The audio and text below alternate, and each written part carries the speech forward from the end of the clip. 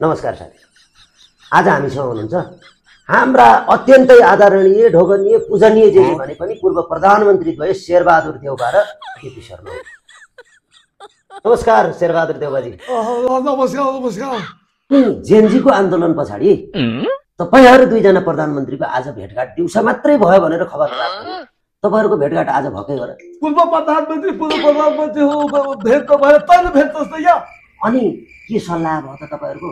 अब चुनावको बेला नि आयो, के छ डडेलधुराबाट लड्ने कि यतै काठमाडौँतिरै लडिराख्ने हो? अबे काठमाडौँबाट लड्ने त चुनाव जितिनु पनि पर्यो नि यार। चुनाव लड्ने त डडेलधुराबाटै हो नि यार। आज पनि त्यही भनेको छ, उतै जाउँ चुनाव लड्ने भनेको छ। या त सकिँदैन, या त कुटाइ मात्रै हो खान सकिँदैन, चुनाव जित्न त सकिँदैन।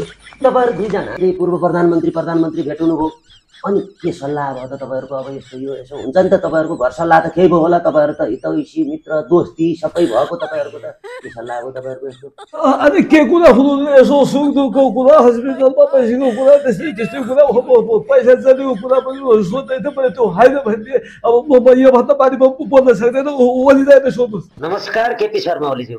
नमस्कार त समीर जी, तपाईले पनि पत्रकारिता सुरु गर्नुभयो, टिकटक लाइभ छोड्नु भयो कि कसो हो? हजुर पनि नहसाउनु हैन। अब त्यो कति नाचिराख्नु, कति कता कता दौडिराख्नु, ले भन्नु पर्ने माग्न छोडिदिएको हजुर। अहिले यसैमा अलिअलि डलर झर्दो रहेछ। अनि म त अहिले युट्युबको पनि आछु हजुर। ठिकै छ, राम्रो गर्नुभयो। तपाईलाई एउटा कुरा सोध्न चाहे, त्यो धनचरी भाउजू कता छ दाजु पनि? मलाई पनि भेटाउनु हुन्छ कि? भाउजू साउजूको कुरा छोडिदिनुहोस् पूर्व प्रधानमन्त्रीज्यू।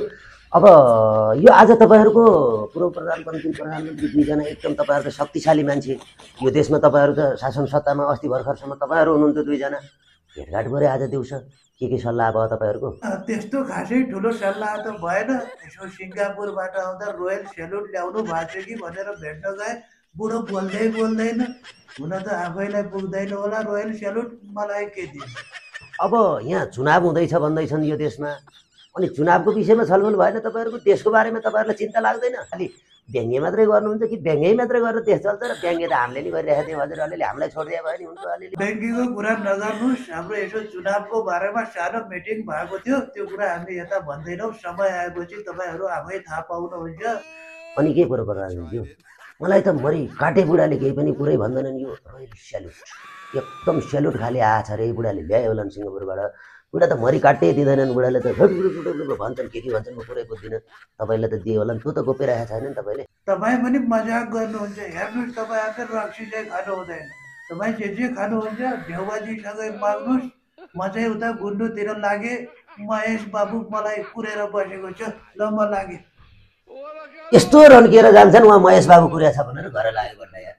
अब के छ त पूर्व प्रधानमन्त्रीज्यू, त्यो उताको त पहिलाको त जलाएर खतम बनाइदिहाले, लुटिहाले। रोयल सेल्युट एक क्वार्टर जति मात्रै, यसो एक थोपो मात्रै भयो नि, मलाई यसो दियो हुन्थ्यो। म नि हजुर अहिलेसम्म चाखेको थिइनँ। के छ, ल्याउनु भएन सिङ्गापुरबाट? अब छैन भने यार, गाउँको लोकल ठल्ला खानेर कहाँ रोयल सेल्युटको कुरा गरेको यार? त्यो माग्ने हेर्नु आज थाहा पायो भने मार्छ मलाई यार। त्यो कसैलाई दिनु मिल्दैन। ल म पनि लागेँ।